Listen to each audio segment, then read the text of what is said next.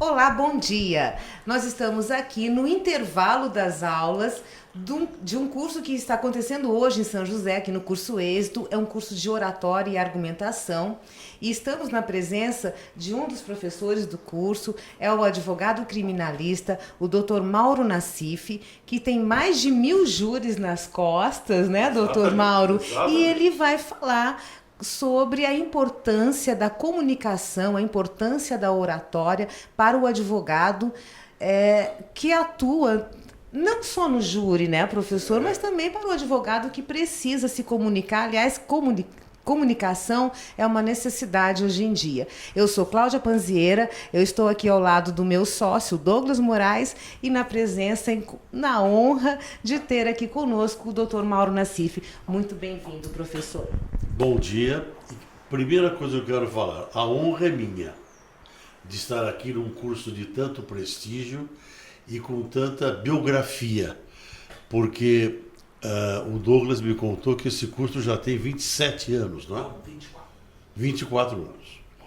É um curso muito conhecido no Brasil inteiro. Curso Êxito, não há quem não conheça o curso Êxito. Então eu quero agradecer muito ao Douglas pelo convite, que eu estou aqui para dar essa aula, e quero agradecer a você, viu, Cláudia? E você é formada em Direito, né, Cláudia? Exatamente. Eu sou da turma de 1994, da Univap, faculdade aqui da região. E quem foi seu professor de processo penal? Vários. Um deles que me marcou muito foi o professor Pedro Henrique Demercian, que chegou a dar aula aqui no Ministério Público. Vários professores passaram também aqui pela escola, que eu tive a honra de ser aluna, como o professor Mirabete, o professor Ricardo Andreucci, né, Douglas, que também deu aula aqui. Que é do Ministério Público do também. Ministério Público, o doutor Luiz Antônio Cardoso, que hoje é desembargador. Nossa, eu conheço o Cardoso muito bem. Cardoso, um querido nosso, deu aula, ainda é professor da casa, dá aula nos cursos de pós-graduação. O Cardoso deu aula aqui, O Cardoso deu aula aqui. Quem mais, Douglas, de penal e de processo penal? Enfim. O Carlos Frederico Coelho Nogueira, que era sócio do Mirabete na época, quando nós fundamos o Êxito. O Cardoso, para mim, atualmente, antes de contar do Cardoso, Luiz Antônio Cardoso, ele é presidente, inclusive, da terceira Câmara atualmente, lá em São Paulo. Eu fiz uma defesa oral com ele há poucos dias. Aliás, perdi, por sinal. Perdi, mas saí contente. Eu queria saber do Douglas. Você não é bacharel, então? Não. Eu não tenho nada a ver com essa... Com esse... Você é dono do curso junto com a Cláudia? Ela é a dona, eu sou o assistente dela. Ah, ela que é a dona? Ela que é a dona. E a sua área qual é? A minha área é automação industrial, mas eu já sou aposentado. Mas o que é automação industrial? Automação industrial por exemplo, simplificando, é a automatização das torneiras dentro das indústrias. Ou seja, para controlar fluxos, temperaturas. De válvulas. Entendi. Muito interessante. Agora, só antes de falar da minha aula, eu queria saber uma coisa de você também. Antes do golinho d'água. Ai. Estou ficando nervosa. É o seguinte, então, eu queria saber do professor, desse grande desembargador, Luiz Antônio Cardoso, que é meu amigo. Ele deu aula de processo penal ou penal? Processo penal. Ele dava as duas, mas é processo penal. Pois saiba vocês que eu considero, por coincidência, eu estive com ele há poucos dias atrás. Eu considero o Luiz Antônio Cardoso o melhor e mais... Não um dos, não é um dos. É o melhor e mais competente e mais detalhista desembargador criminal do TJ de São Paulo, da área criminal. É o número um. É o número um. Ele é presidente, inclusive, da terceira Câmara, atualmente. Ele é de uma gentileza, ele é de um estudo, ele é, apesar de ser do Ministério Público, porque os advogados, em princípio, não gostam de desembargador que é oriundo do Ministério Público. Não gostam. Mas ele é adorado por todos. É um homem gentil, um homem cavalheiro. Ele estuda o processo porque acontece o seguinte, eu sou advogado criminalista.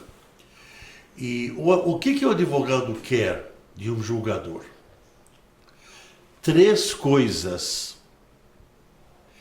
Que ele estude o processo, que ele estude o processo e que ele estude o processo.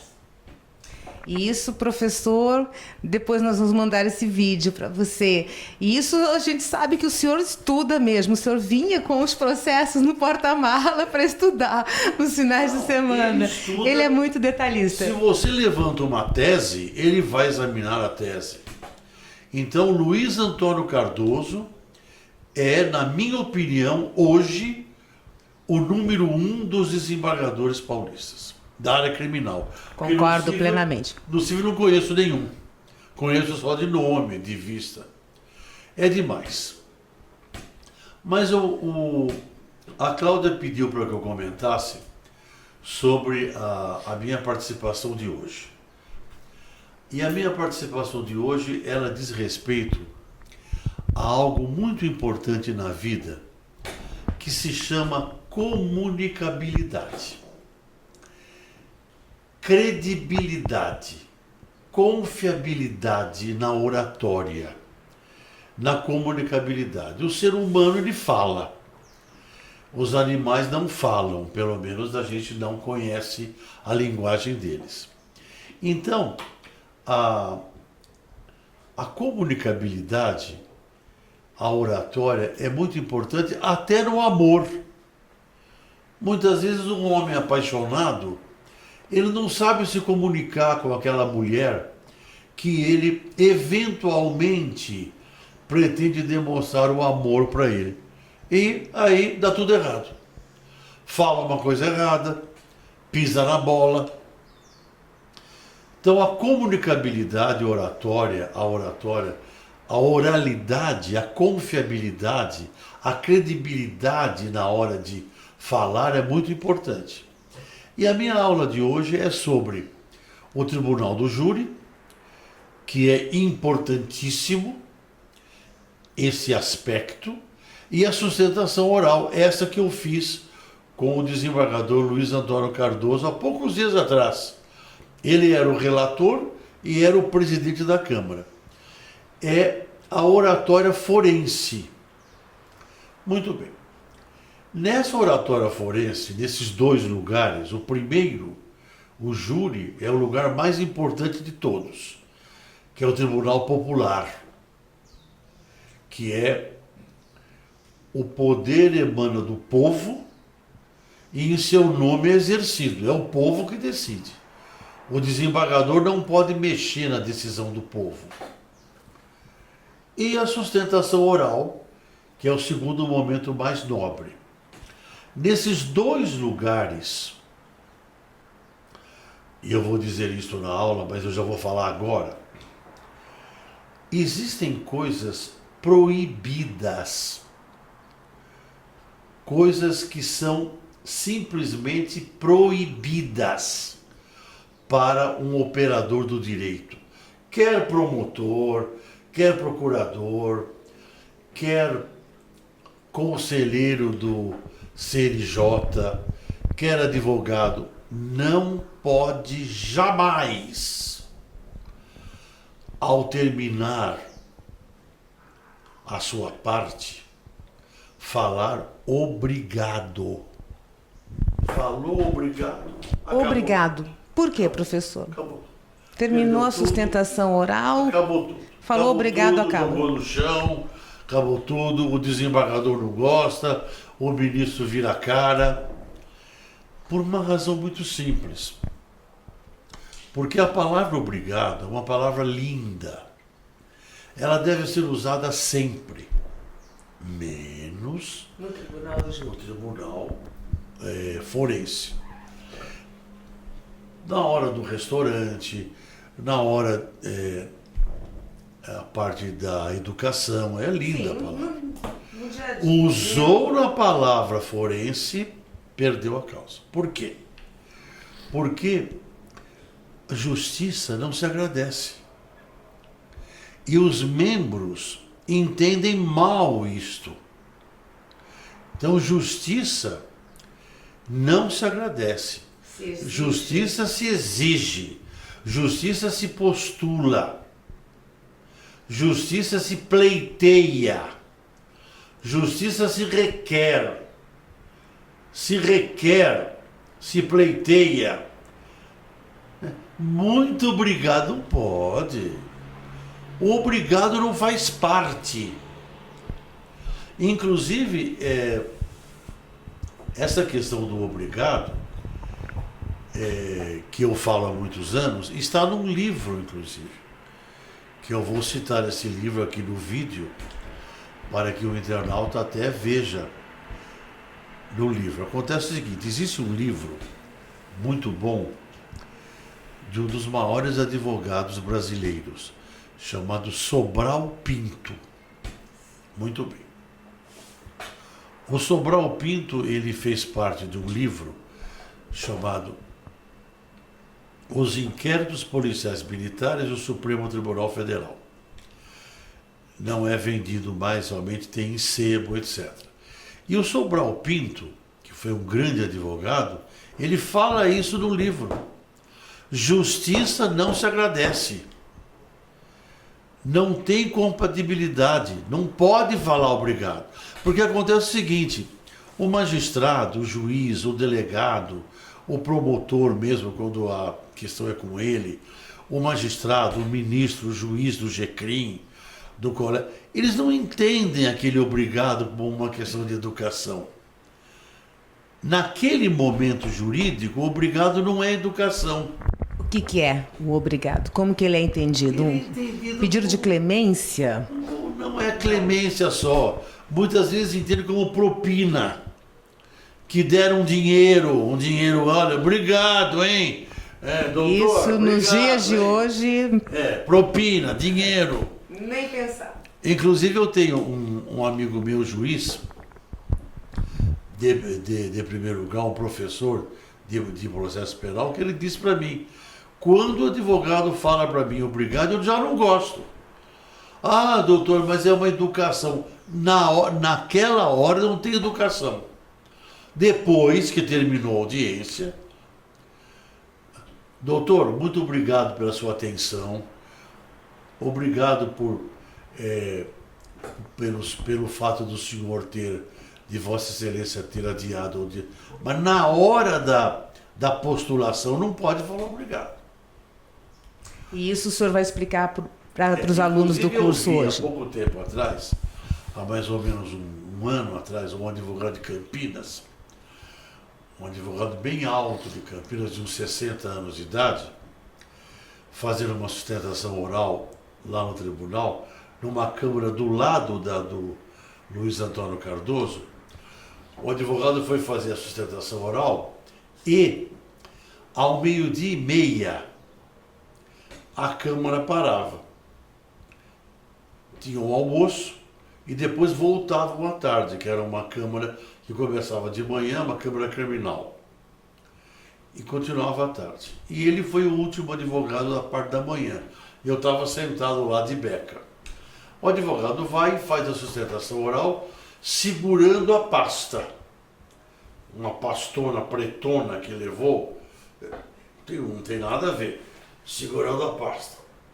Assim, para começar que ele chegou, eu estava lá, aonde eu pego a toga, hein? Onde eu pego a toga? Ele falou, doutor, o senhor não vai pegar a toga nunca, porque toga o advogado não usa. Como? Mas onde é que eu pego a toga? Doutor, não tem toga. Mas como? Não é toga, doutor, é beca.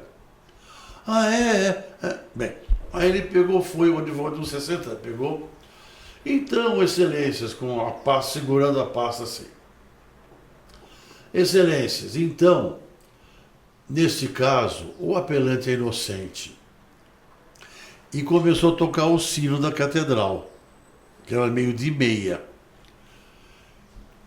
Eu então requeiro a absolvição do apelante, que é inocente, e também desejo aos senhores um ótimo almoço. E muito obrigado. Muito obrigado. Um ótimo almoço e uma ótima sobremesa também. Aí o desembargador um pro outro assim. Hoje bem, vai ser um dia difícil, né? Então não pode falar obrigado. Mas a minha aula, ela gira sobre essa questão da oratória forense. O advogado, ele tem que falar. Eu converso com, eu tenho inclusive desembargadores que foram meus alunos. Um desembargador, inclusive, colega do Luiz Antônio Cardoso.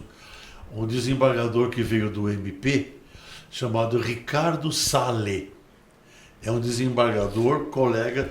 Esse Ricardo Sale é um desembargador que veio do MP, foi meu aluno.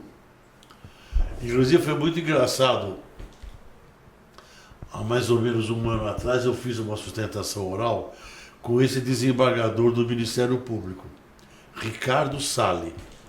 Fiz a defesa oral e o Ricardo Sale se referiu a mim. Olha, é uma grande honra estar aqui. O advogado foi meu professor há muitos anos atrás. É uma honra tê-lo aqui e tal. E tinham vários advogados esperando. Quando terminou a defesa oral, eu saí todo orgulhoso, né, do desembargador ter se referido a mim, ele presidente da Câmara, e os advogados vieram: doutor, parabéns, olha, o senhor é um advogado, professor de um desembargador, né, então, e tinha um desembargador lá, eu todo orgulhoso, né, e tinha um desembargador me olhando, e eu tinha um advogado do lado, me olhando assim, olha. Falei, e vai me elogiar, né? Certo? Falei, doutor, por favor, qual é o seu nome mesmo? Mauro Nassif. Eu estava vendo aqui a sua defesa oral, o senhor foi professor do desembargador, né? Falei, eu fui professor do desembargador Ricardo Sale. Doutor, eu quero fazer um comentário com o senhor. Falei, pronto, vai me elogiar. Advogado, professor do desembargador. Doutor, o senhor foi professor do desembargador, né? O senhor tá velho, hein? O senhor tá velho, doutor. Puxa, professor do desembargador? O senhor tá velho, hein? O senhor não acha que está na hora de se aposentar já, doutor? São as pérolas que devem ser muitas. Eu peguei e falei, com licença. Então é importante essa oratória, falar, mexendo os lábios, né? Eu vi outro dia tem que mexer os lábios, tem que pronunciar bem as palavras. Tem que ter um poder de convencimento. O que se falar ali tem que ter uma veracidade absoluta, Claro. Principalmente em tempos de fake news, de notícias falsas, de citações falsas. Tem que ter gesticulação. Outro dia eu vi um advogado, não me lembro se foi no Júnior, na defesa oral, e ele foi falar, não, esta norma, julgadores, esta norma é muito importante. Essa norma está na...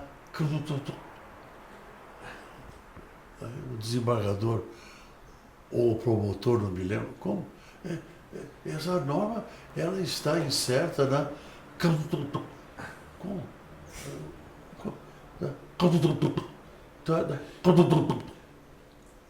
Não estou compreendendo. Aí disse o promotor, está na Constituição, não é? Está tem que falar. Constituição. Sem medo de falar, porque essa insegurança transmite o quê? Para a plateia, para o público ali, para as pessoas. Um outro advogado que eu vi, que o português tem que ser bem, pode errar, mas tem que falar bem. Ele não sabia se a palavra certa. A palavra certa é ínterim, é muito usado no tribunal. o ínterim. Ele não sabia, o advogado, se era ínterim, que está certo, ou se era interim. Ele não sabia. Aí, e ficou na hora, e ficou em dúvida se falava ínterim ou interim, resolveu falar outra palavra. Então, o inteirinho. Mais pérolas. Professor, para não passar essas vergonhas, então é preciso que a pessoa desenvolva, o advogado desenvolva essas técnicas da boa comunicação, da boa gesticulação, tem que olho no olho, mexer o lábio. mexer o lábio. Constituição. Os advogados.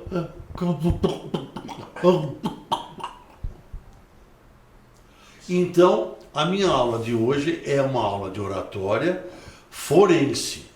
E tem que olhar no olho do julgador, porque acontece o seguinte, o julgador, ele tem que examinar bem a causa. Todo desembargador quer ser ministro. Compreendeu? Então, se pisa na bola, vai para a ata, porque todo julgamento tem ata. Então, a missão do advogado, ele tem que fazer o desembargador examinar bem a causa. E no tribunal do júri, o promotor tem que examinar bem a causa. Senão, o advogado muitas vezes perde a causa por falta de explicação. Por falta de explicação, por falha na comunicação. Exatamente. Então, logo mais, o senhor estará lá conosco em sala de aula. Muito importante. E essa importância da comunicação. E o desembargador e o jurado, ele fica olhando e qualquer coisinha errada, por exemplo, outro dia o advogado foi, eu me lembro, e falou a palavra errada, quer dizer, falou errado. Eu vou falar. Quis falar errada. Difícil e falou errado. Não, isso é comum? Não quis falar difícil, não. Falou errado mesmo. Não, porque nesse caso, o tóxico. Aí perdeu a causa. Tem que saber que a pronúncia não é. Aí chamaram a atenção desse advogado, e ele pegou e falou: na Bahia falam tóxico. Não, foi justificar, piorou. Professor, muito obrigada pela sua participação. Prazer. Espero dar uma aula bem interessante. Estamos ansiosíssimos por essa aula e com certeza vai ser, imagina, um mestre da oratória, né? Um advogado com anos de experiência. Nos livros. Nos Estados Unidos, a outra coisa, não pode dar aula sentado. Sim, isso a gente já sabe. Eu já tive que tirar a cadeira do Inclusive eu assisti uma palestra. Dá para terminar a minha explicação? Claro. Eu assisti uma palestra da primeira ministra do Supremo Tribunal Federal dos Estados Unidos, a primeira, Sandra O'Connor. Não havia ministra lá. Hoje tem, mas inclusive já tem um filme com uma ministra lá. Mas a primeira ministra, chamada Sandra, veio para o Brasil há muitos anos atrás. Muito bem. E eu fui assistir uma palestra dela na São Francisco. E ela com o marido, e ela comentou isso, que nos Estados Unidos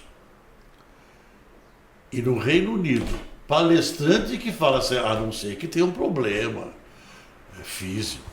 Palestrante falou sentado, o assistente levanta e vai embora. Claro, como é que ele vai chamar a atenção, né, da sua plateia, do seu público? Ele tem que andar também, andar é importante, né? Tem que falar. Se movimentar. Outra coisa, ninguém luta sentado. Na área jurídica, ninguém luta sentado.